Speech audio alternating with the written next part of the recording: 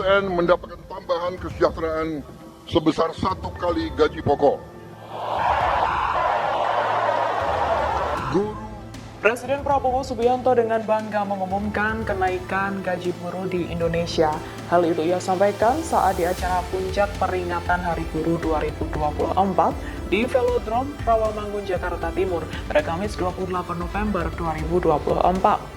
Adapun pemerintah telah meningkatkan anggaran untuk kesejahteraan guru berstatus aparatur sipil negara atau ASN dan pegawai pemerintah dengan perjanjian kerja atau P3K, serta guru non-ASN atau honorer. Menurut pernyataan Prabowo, berikut ini besaran gaji guru setelah naik.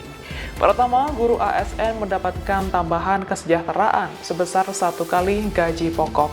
Selanjutnya, gaji sebesar 2 juta rupiah. Download Tribun X sekarang, menghadirkan lokal menjadi Indonesia.